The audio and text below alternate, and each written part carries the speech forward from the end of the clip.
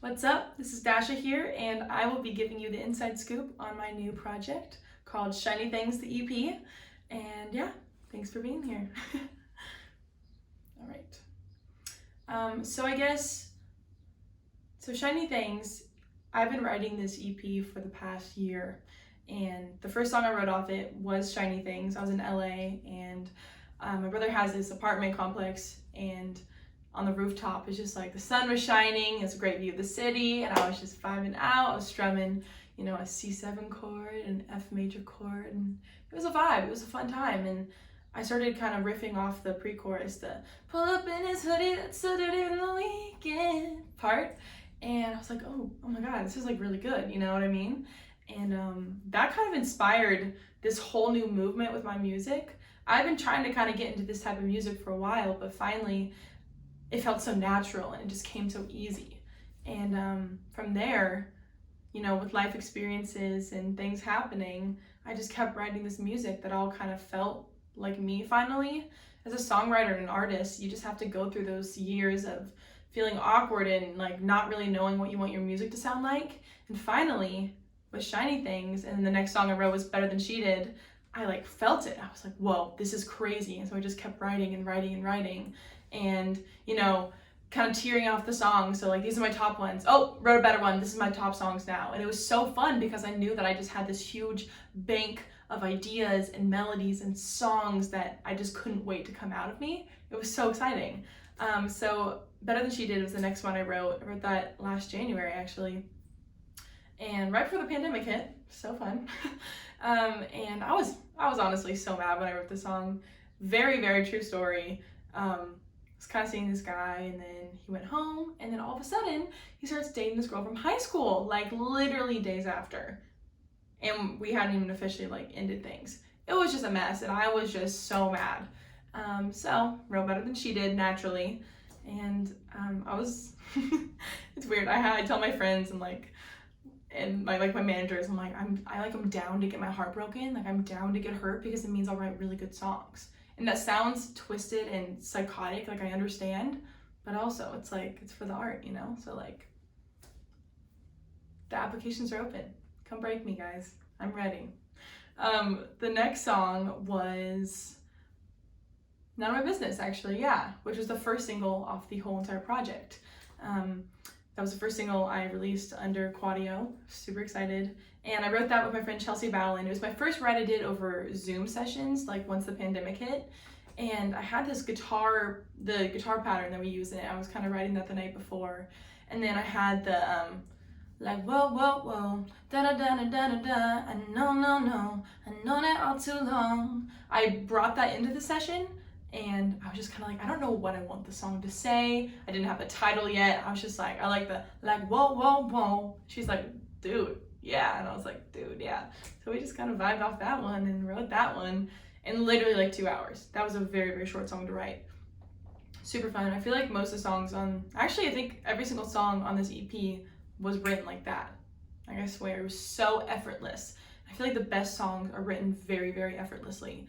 One of my songwriting teachers back at Belmont told us once that when you're a songwriter, you either have it or you don't have it, and you have this like antenna, and you're just like at the right place at the right time, and the song just comes to you. I feel like I sometimes like black out when I'm writing a song, because it'll just come to me, and then all of a sudden I'm thinking back, like, wait, did we just write a song? Like, where did those words come from? So it's kind of fun. The next song we wrote was, let's see, what's on the EP? I'm blanking out right now. We got None of My Business, Better Than She Did, Shiny Things, check. Oh, 21st Birthday, let's talk about that one. So I wrote this song, actually this was the last one written on the EP.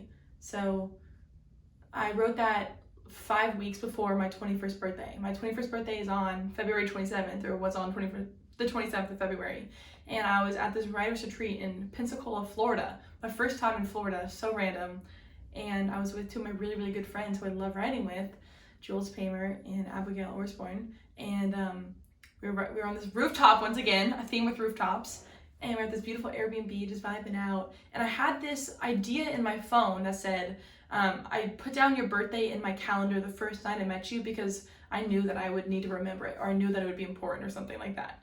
And I was kind of telling him about it, and then Jules was like, oh, wait, I have this other birthday idea, blah, blah, blah, blah. And we just like spitballing. And I was like, wait, it's almost my 21st birthday. And it was just Jules' 21st birthday. So we're like, let's write 21st birthday. We're like, dope, let's do it. And we wrote it. And literally, I swear to God, I think I posted it on TikTok or on Instagram or something. The video of us right after we finished the song, straight up, we all knew it. We just like felt it. We're like, this is it. Like I just got chills thinking about it. It was the most amazing feeling ever. Because you just know. When you know it's a hit, you know it's a hit. You just know, you know, whatever. So 21st birthday, that was amazing. I texted my managers literally minutes after with the stupid voicemail we took. It's such a shitty voicemail. Oh my God. Voice memo, excuse me. The shitty voice memo I sent to my managers. I was like, yo, I know you didn't hear it right now because of this quality of this recording, but trust me, I need to put this out. Can we put this out on my 21st birthday? And it was 5 weeks. And usually you want like 6 weeks for the DSP to like have time to process it and like pitch the song and all that stuff. And so they're like, we can like shortcut it if you give us the master in a week. So we went from writing the song to getting the master in 1 week. My older brother Bardo, he's a producer, he's amazing. He jumped on board, he's like, let's do it. And then one of my best friends, Alex Rowland, he jumped on board. He's like, let me produce it, blah, blah, blah, whatever. So we got it done, it was awesome. The next one on the EP is Make It Work With You. This song. Oh my God, this song is crazy. So this song was not even supposed to be a song. Usually on all the other writes, all the other songs that are on the EP, I go into a session and I'm like, okay, we're gonna write a song today. La la la la. Oh, it's amazing. I love it. I want to put it out, you know? This one, I just got back. Oh my God, I hate myself. I just gotten back from a weekend trip up at this guy's place that I was like so into. I was like straight up falling in love with him. And we basically had a conversation like, this timing could not be worse. There's some stuff going on with other people involved, and I was moving back to Nashville and he had to go to Florida, and there was just the timing. We just knew the timing and we were just trying to hold on, but also it was just like, this is not gonna work out. And it sucked because I'd never felt like that about someone.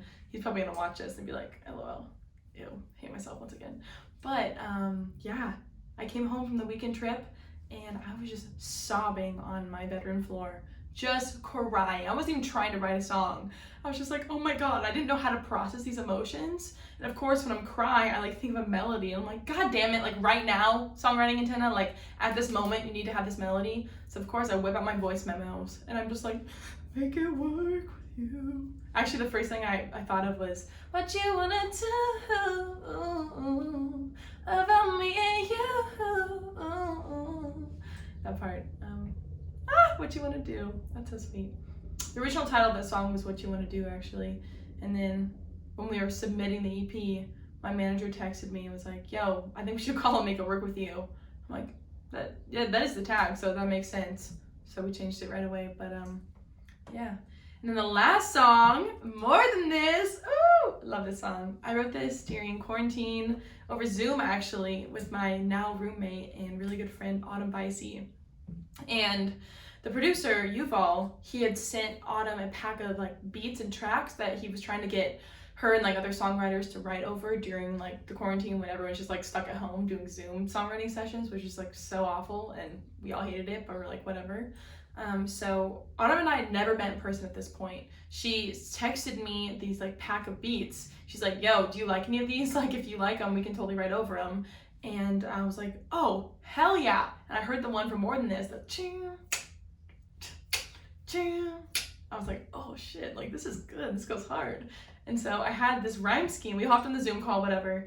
And I had this rhyme scheme in my like my fat pack of like song ideas and notes and stuff that I'm pretty sure every songwriter has, just like pull inspiration from when you need it. And I had this idea of hang out, make out, take out is like a rhyme scheme. She's like, oh, that's so cool. And I'm like, yeah? And I was like, all we ever do is hang out, make out, order up too much takeout. And she's like, yo, that's it. And it's funny, I wrote the song and then I was like, like this is cool. Like I was like, this song is sick, but I was like, do I really want to put this out on my artist project? And so I posted a TikTok When I was like trying to get popping on TikTok, I posted TikTok, I was like, Dixie D'Amelio, like, you should cut this song, or like Addison, like whatever. I was just trying to get these TikTokers to cut it, because like that'd be kind of sick, you know? And everyone was just like, what are you doing? Like, don't give this song away, like cut it yourself. So I asked like a few of my music friends, I was like, what do you think? Blah, blah, blah. They're like, dude, are you kidding me? Put that song out. So I'm like, okay, you convinced me, whatever. Because sometimes you're like the worst critic of your own music. You just like can't tell what actually hits and what doesn't, and like what's for you and what's not. It's wild. But like I can't imagine that song being for anyone else. Like I'm obsessed with that song. I'm so glad it's mine. But yeah, this is cool. Let's see. The recording process, well, during quarantine, obviously, you couldn't really be in like studios and stuff. I was down at my brother's place quite a bit in LA over quarantine, so I got to kind of work on stuff down there a little bit, but mostly, well, I did all my own vocals for the EP, which I'm really, really proud of. So I vocal produced everything, proud of myself. And I have this home little studio. I have SM7B, a little Apollo Twin, my hard drive, my MacBook, you know, just like the basics. But yeah, I just kind of spent and did, wow, I just stuttered. What's that word? Dedicated, that's the one. I dedicated a lot of time over the pandemic to learning how to get really saucy with the vocal production. And I'm really glad I did, because now I vocal produce for myself, and I'm able to have sessions online, or like sessions with people, go home, cut the vocals, and send it back to the producer. Because I mean, I personally, I know a lot of artists are, but I'm very picky about what vocal takes that is, and I know how my voice sounds best, and like what EQs and stuff like that. And I like picking the comp of it when you like comp together like the vocal take. So I like doing that personally, and I'm glad that I have the skills in order to do that. Other than that, I just sent off the vocals to the producers, so the background vocals, the doubles, everything, and they sauced it up. And then my brother, Bardo, who I mentioned, he mastered almost every song and mixed almost every song on the EP. So I love keeping it in the family. He's so talented. Very grateful for him. So as far as like who I worked with, I mentioned a few of them. So I wrote More Than This with Autumn Bicey. Shiny Things, I wrote by myself actually, but then I had my brother Bardo and producer Diego come in and like help arrange and fix things, whatever. Make It Work With You, I wrote by myself as well when I was crying on my bedroom floor, so I'm glad no one else was there. Better Than She Did, I wrote with Alex Veranu, and oh my god, I'm forgetting all these songs. Know My Business, Chelsea Ballin, and 21st Birthday, Jules and Abigail. So yeah, it's cool because all these people are like my homies, even the ones who like produce the songs. Like Elijah Hill did Make It Work With You and None of My Business, two of my favorite songs on the EP, and we're like such good friends, you know. Like I was just in LA, and yeah, we had one session, but we like hung out most of the time and we were able to like chill and whatever. So yeah, I like working with the homies, and I'm obviously down to like meet more people and become really close to people, but I genuinely believe that you make the best music when you feel comfortable with the people in the room and you actually like respect their opinions and want them to be there. So yeah, that's the tea on my new EP, Shiny Things. Go check it out. It's on all streaming platforms. Thanks for tuning in, guys. Okay.